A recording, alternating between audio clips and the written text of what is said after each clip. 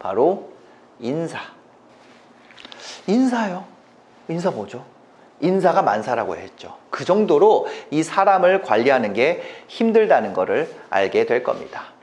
월 1000만 원 넘어가기 전까지는 이걸 고민할 필요가 없습니다. 네, 뭐 얼마 안 남잖아요. 그러니까 대부분 나를 갈아 넣는 선택을 합니다. 근데 1000이 넘는 순간 나 같은 사람 한 명만 더 있으면 좋겠는데, 이런 생각이 계속 생기는 거예요.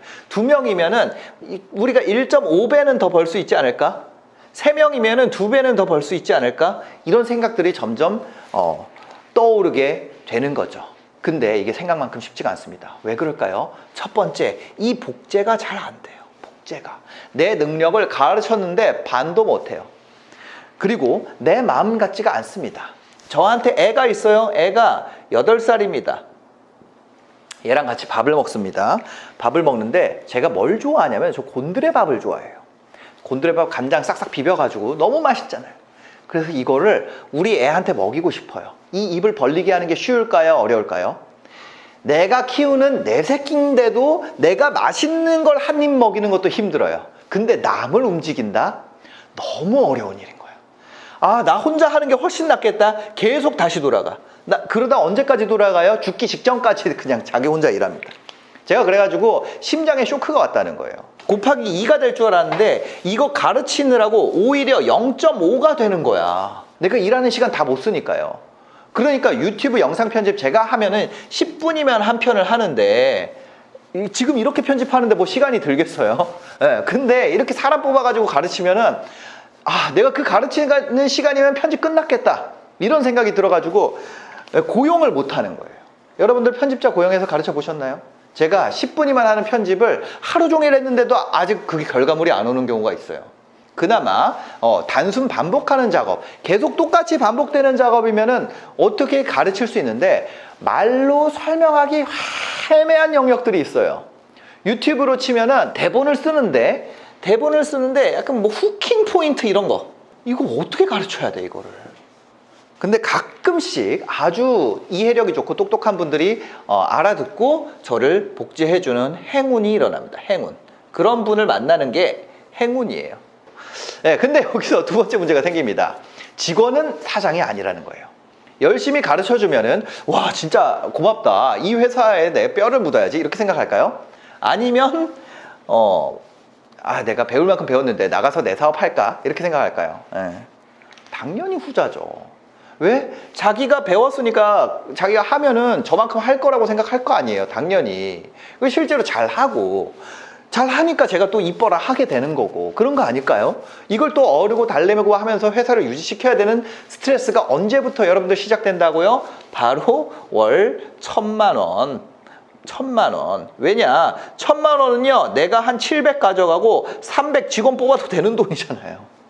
이거보다 작으면 직원이랑 나랑 가져가는 돈이 똑같아. 그래가지고 뽑기가 애매해요. 두 번째, 바로 한계를 느낀다는 겁니다. 한계. 나의 한계. 월 1000만 원까지 쫙 올라갈 때 나는 한계가 없는 사람처럼 느껴져요. 나 조만간 이재용 되겠다. 제가 렌탈 스튜디오 할 때 어떤 날에 하루에 70만 원이 팔린 날이 되는 거예요. 개업한 지 얼마 안 됐을 때입니다. 나 이재용 되겠다.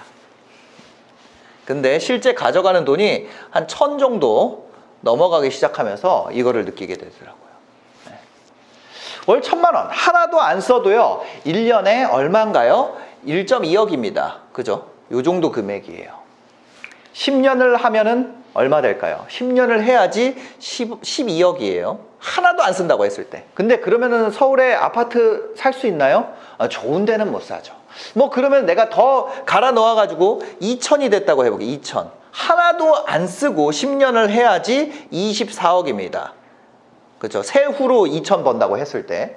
요것도 집값이 그대로일 때 좀 괜찮은 동네를 갈 수 있는 돈인 거죠. 그럼 이제서야 이제 생각이 되는구나. 내가 혼자서 원맨쇼 해가지고는 아무리 많이 벌어도 뭐가 있다? 이게 있구나. 한계가 있구나. 이제 그때부터 또 고민이 되죠. 어떻게 하면은 내가 24시간을 진짜 고밀도로 더 효율 좋게 할 수 있을까? 이제부터 법인화에 대한 고민들을 하고요. 채용에 대한 고민을 하기 시작합니다. 자산을 살 생각을 하게 돼요. 왜? 1,000만 원씩 버는 게 더하기의 영역이라면 이제 곱하기의 영역으로 나가야겠다. 많은 자기개발 재테크 하는 사람들이 말하던 이 곱셈의 영역이 거기구나. 사이즈가 안 나온다는 거죠. 더하기로는 이제.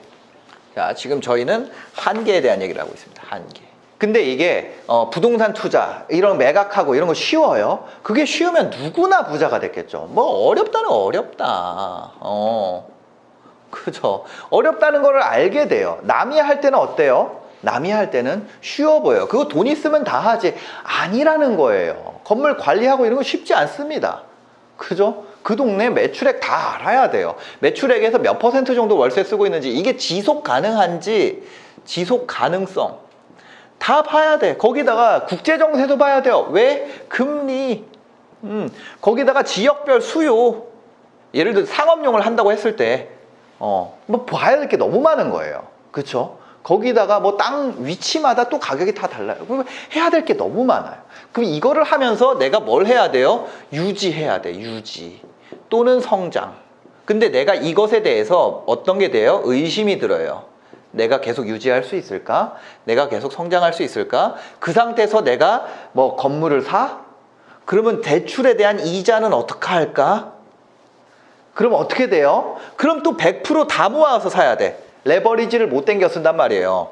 그 순간 100% 모아서 살려고 하는 순간 또 다시 덧셈으로 돌아가. 이 굴레에 빠져가지고 매일매일 고민합니다. 1,000만 원씩 벌면서 표정이 어두운 사람이 바로 이 한계를 느끼고 있기 때문입니다. 세 번째입니다. 현타. 현타가 뭐예요? 무슨 뜻이냐? 분명히 돈은 많이 버는데 인생이 그대로예요. 아까 말씀드렸죠? 아파트 못 삽니다. 건물 못 삽니다. 차 바꿔가지고 스포츠카 엄청 좋은 거 바꿨어요. 예를 들어서 내가 한 2천 벌어가지고 그 중에 한 1,000만 원 차에다가 넣었어. 엄청 좋은 차 탈 거 아니에요. 그렇다 그래서 내가 약속 시간 뭐 30분 먼저 갈 수 있어요? 아니야, 인생 똑같아요. 지하철이 더 빨라. 거기에 지금 월 1,000만 원 번다고 해서 계속해서 1,000만 원씩 내가 유지할 수 있을까에 대한 자기의심, 그리고 계속 내가 갈아 넣을 수 있을까, 채용은 내가 언젠가는 해낼 수 있을까에 대한 자기의심. 그죠? 그러다 보니까 좋은 차 사놓고 뭐 해요? 그 차 타지도 못해요. 어디 놀러 가지도 못해. 계속 유지해야 되니까. 만약에 건물이라도 하나 샀다, 작은 거라도, 그러면 그거 이자까지. 그 자기의심 때문에 진짜 어디 가지도 못하고 계속 일하는 겁니다. 벌어지면 벌어지는 대로 더 해야 되고, 안 되면 안 되는 대로 해야 되는 데고. 그러면 그때부터 무슨 생각이 드냐? 아, 내가 돈을 왜 벌지? 이런 현타가 오게 된다는 겁니다. 여기까지 듣고 공감이 오시는 분들이 분명히 계실 겁니다. 네 번째 스트레스입니다. 압박감. 월 1,000만 원을 벌었어요. 그럼 기분이 좋을 거 아니에요. 그럼 주변에다가 이게 1,000만 원이라는 벽이 있습니다. 1,000만 원이라는 벽이 있는데 내가 처음으로 딱 뚫고 올라서 여기. 이때 우리는 어떤 선택을 하나요? 카톡에 좌우명을 씁니다. 내 인생에 포기란 없다. 뭐 이런 거 써놓는다고. 여기 딱 올라왔을 때, 이때 인스타그램에 전부 비공개합니다. 인스타그램 전부 비공개라 기존까지 컨셉 이제 버리겠다는 거야. 난 푸사도 뭐 희한한 거 뭐 해놓고. 그런 거죠. 그러면서 막 이런 뭐 자기개발 관련된 거 막 이렇게 써놔, 거기에. 뭐 막 써놔. 게으른 자는 그걸로도 충분하다고 말한다. 막 이런. 하여튼 몰라. 그런다고요. 그 다음에 막 연락 오면 자기가 이제, 그거 어떻게 할까요? 제가 그랬잖아요.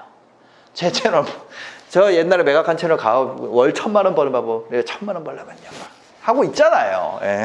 근데 사실, 요게 조금만 이제 이 상태로 지속이 되면 우리가 깨닫게 되죠. 막 주변에서는 기대값이 올라갑니다. 야, 너 잘 된다며? 월 1,000만 원 번다며? 너가 밥 좀 사. 막 이럴 거예요. 근데 내 삶은 진짜 고단하고 생각보다 달라진 게 없고, 세금 내고 인건비, 직원이랑 같이 또 그냥 놔둔다고 되는 게 아니라 얘 그만두면 또 인수인계 해야 되고 사람 구해야 되고 해야 될 게 너무 많은 거예요. 그런데도 주변 기대치가 높으니까 자꾸 무리한 소비를 하게 됩니다. 무리한 소비. 주변에 기대치가 있거든요. 그리고 주변에서 이렇게 무리한 소비하라고 부추기지 않더라도 내가 눈치를 보게 돼요. 제가 직장인인데 뭐 얼마 버는지 뻔한데 밥을 내가 사야 되는 거 아닌가? 이런 생각을 하게 되는 거죠. 밥 문제뿐만은 아니에요. 주변 사람들이 선물할 때도 생일인데 생일 선물 뭐 해야 돼요? 원래는 스타벅스 기프티콘이잖아요. 아니면 베스킨라빈스잖아. 근데 그걸 하면은 섭섭하게 생각하는 애들이 나오기 시작해. 어떻게 해야 돼? 예. 그거에 맞추다 보면은 어떻게 돼요? 아무리 많이 벌어도 인생이 달라지는 거 없이 스트레스만 계속 올라가게 돼요. 주변에 압박감이 커지게 되니까. 5번째 단점, 공부할 게 많아진다. 월 1,000만 원 넘어가잖아요. 그럼 조금 다른 세상이 시작이 돼요. 뭐 천국이 열리는 거냐? 아니고요. 바로 다른 세금의 세상이 열립니다. 월 1,000만 원 넘어가면 세율이 달라져요. 종합소득세 세율 아시죠? 연봉 8,800만 원부터 1억 5천까지는 몇 퍼센트예요? 35%. 다 아시는 것처럼요. 그 다음에 연봉 1억 5천부터 3억까지는 몇 퍼센트 적용돼요? 38%가 적용이 됩니다. 직장에서 월급 받을 때는 이 세율의 무서움을 모르죠. 왜냐면 일반 회사에서 뭐 연말 정산으로 다 처리해 주기도 하고 세금을 이걸 다 띄고 주거든요. 근데 나중에 돌려주는 식이죠. 예. 근데 평범한 사람이 월 1,000만 원을 뚫었다는 건 직장 생활이 아니라 내가 부업을 더 해서 뚫었을 가능성이 더 높습니다. 요즘 같은 때는요. 그죠? 그러면 연말 정산해 주는 직원이 없죠. 알아서 5월에 종합소득세 신고를 자기가 해야 됩니다. 근데 일단 신고라는 걸 안 해봤어요. 그러니까 공부를 해야 되는 거죠. 근데 공부해서 세금을 내려고 했더니 무슨 30몇 %를 내야 됩니다. 뭐야? 왜 이렇게 많이 나왔어? 남들 다 이렇게 내는 거야? 그러면 또 공부를 해야 되는 거죠. 뭐냐면 원래는 공무원이 내 편이라고 생각하고 평생 살아왔는데 이 순간부터 공무원이 나랑 가깝지 않을 수도 있겠다. 이런 생각을 하기 시작한다는 거죠. 공부를 해보니까 또 뭐예요? 비용 처리라는 걸 하면 된대요. 그럼 그거 어떻게 하는 거지? 또 공부를 시작을 해야 됩니다. 차량을 비용 처리할 수 있는데 무슨 차는 되고 무슨 차는 안 되고 뭐 얼마는 되고 얼마는 안 되고 뭐 어떤 유튜버는 어떻게 하라 그러고 누군 이렇게 하라 그러고 그거를 또 돈 내면서 배우기는 아깝고 그쵸? 그거 도대체 어떻게 하는 거지? 세금만 그런 게 아니죠. 또 뭐 있어요? 노무, 법무 다 마찬가지입니다. 한 명을 고용하는 순간 근로계약은 어떻게 하고 4대 보험은 어떻게 하고 프리랜서는 뭐고 3.3%는 왜 3.3%를 띄고 이게 공부할 게 너무 많아요. 몰라 나 싫어. 야 나라가 나 어쩔 거야. 나라가 나에게 해준 게 뭐냐. 그런 거 하나도 안 통하는 순간이 바로 이 금액입니다. 그런 게 하나도 안 통해요. 난 몰랐어. 세무사, 노무사 그 직업들이 괜히 있는 게 아니에요. 네. 그 직업들 비용도 만만치가 않습니다. 그럼 막상 세금 떼고 비용 떼고 하면 얼마 안 남는 거 아니야? 물론 그런 경우도 당연히 생기죠. 그런 공부할 게 많아지게 될 겁니다. 요 5가지입니다. 지금까지 월 1,000만 원 벌면 생기는 스트레스에 대해서 얘기를 드렸어요. 근데 이렇게 말 다 듣고 나면 어때요? 그렇게 벌어서 뭐 하냐? 나 그냥 대충 살련다. 이런 무력감이 드나요? 근데 이거를 바꿔서 생각하면 돼요. 이런 문제들을 스트레스가 아니라 말만 바꿔줘도요, 우리는 새로운 기회를 발견할 수가 있습니다. 최인철 교수님이 쓴 책 중에 제목이 프레임이라는 책이 있어요. 프레임. 이 책에서는요, 뭐라고 설명을 하고 있냐면 단어가 곧 프레임이다. 이렇게 말을 하고 있습니다. 미국에 많은 외국인 노동자들이 있죠. 그중에 허가를 받지 못하고 일하는 분들도 많이 있습니다. 근데 이 허가 받지 못한 입국자들을 이민을 지지하는 사람들은 뭐라고 표현을 하냐면 미등록 이주 노동자라고 부릅니다. 반면에 이민을 반대하는 쪽에서 반대 쪽에서 뭐라 불러요? 불법 체류자 이렇게 부른다는 거예요. 어떻게 부르냐에 따라서 뉘앙스가 완전히 달라지는 겁니다. 똑같은 상황도 다른 시각에서 보게 되는 거예요. 우리한테 적용해보면 어떨까요? 월 1,000만 원이 넘어가면서 생기는 변화를 단점이라고 생각할 거냐 아니면 도전이라고 생각할 거냐, 이거는 우리가 선택할 수 있다는 거예요. 이걸 어떻게 선택하느냐에 따라서 누구는 1,000만 원 고지를 넘어서서 더 큰 부자가 될 거고요. 누구는 그래서 나는 돈은 안 벌 거야 라고 선택을 할 겁니다. 오늘 컨텐츠를 어떻게 프레이밍 하느냐에 따라서 다를 거예요. 어떤 분들은 돈을 안 벌어야 되는 이유로 받아들이는 분들도 있을 겁니다. 어떤 분들은요, 돈을 못 벌고 있는 현실에 대한 위로로 받아들이는 분들도 있을 거예요. 어떤 분들은요, 1,000만 원 이상의 도전으로 받아들이는 분들도 있을 거였고요. 이미 돈 그거 많이 벌어본 분들은 웃음, 코미디로 받아들이는 분들도 있을 거예요. 왜? 내가 저 과정을 거쳐봤거든. 스트레스라고 정의를 하는 순간 여러분들은 지금 그냥 살던 대로 살게 되는 선택을 할 가능성이 높아지게 되겠죠. 모든 사람들이 돈을 많이 벌어야 하고 그런 건 아닙니다. 모든 사람들이 성공해야 되는 건 당연히 아니에요. 이런 고민하는 거 싫다. 그러면 당연히 그 삶도 엄청나게 가치가 있는 삶입니다. 반면에 내가 월 1,000만 원 또는 그 이상을 목표로 한다. 그렇다면 이 모든 문제들을 내가 도전으로 받아들여야 되는 거죠. 이 도전은 극복해 볼 수 있잖아요. 이렇게 단어만, 프레임만 다르게 짜도 상황을 바라보는 눈이 바뀌게 됩니다. 눈이 바뀌어야 여러분들도 삶이 즐거워지게 되겠죠. 오늘 영상 봐주셔서 감사합니다. 행복한 하루 되세요.